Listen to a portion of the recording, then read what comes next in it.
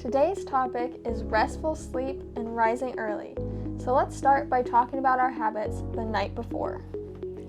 So, habits that we think are important.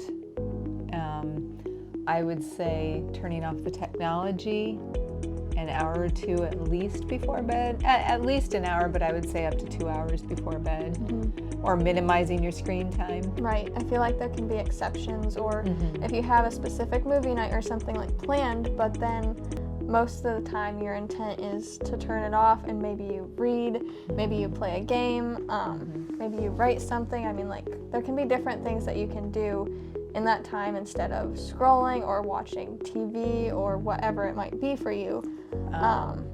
Doing some stretching, yoga, quiet time, just sitting with God.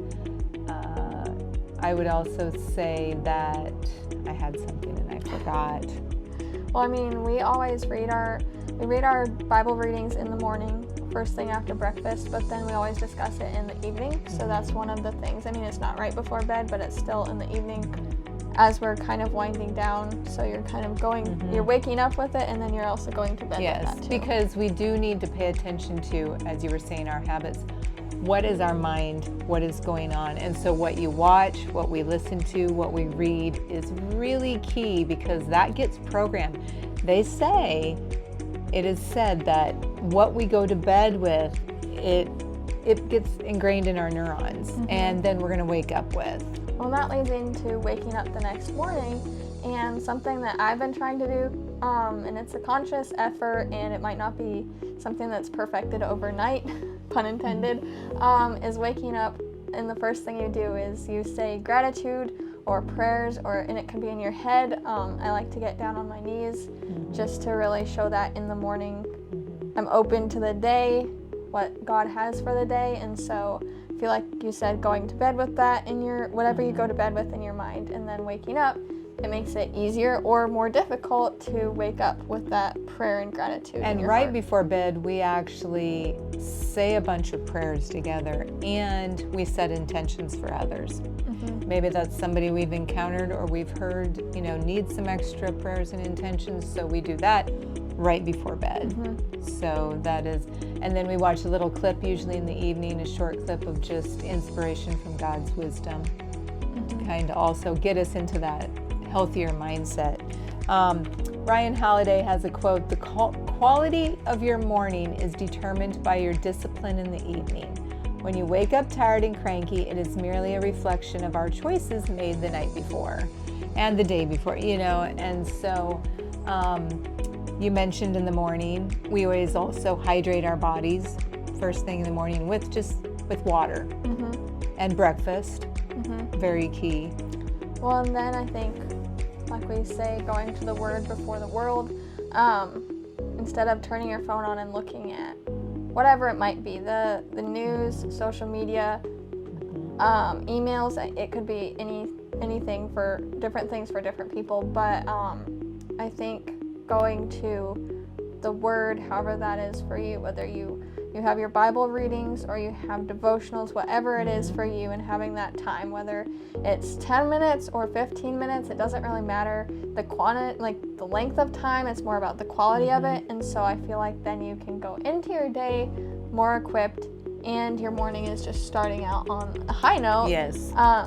Which is also, people have talked about making your bed every day, and that means that you have already accomplished something for the day, and it's not a challenging task, but it can be just really you can feel accomplished because you've already done that.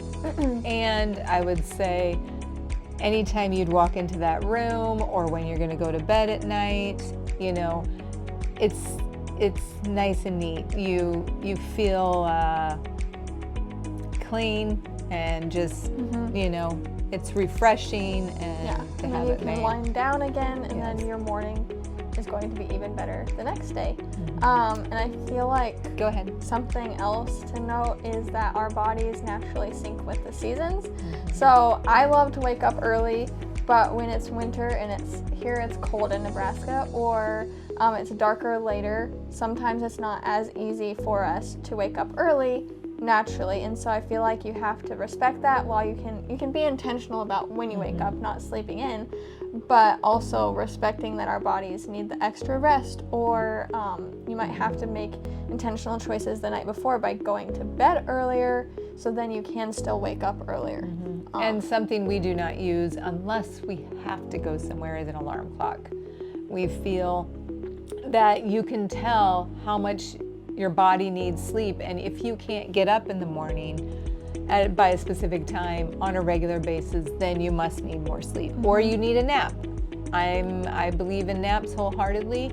A 20-30 minute nap at some point in the afternoon is really key, but you're going to be able to tell if you're not getting enough sleep from the night. And something we also do, we do breakfast and then we do quiet time, 10 minutes of quiet time. We all sit, and we may keep paper and pencil or pen with us and sit with God and just do some breathing and relaxing. And it's just a great way to connect, because God, through our spirit, quiet, turn off noise, don't have any of the technology like you had mentioned in the morning thing.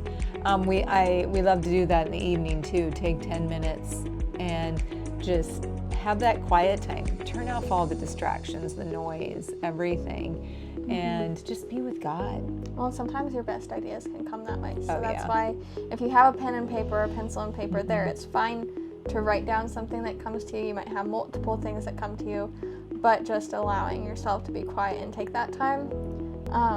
So I think a couple of the takeaways are that your restful sleep and your positive start to the morning actually starts the night or the day before, and what choices you make in that day lead to the next day.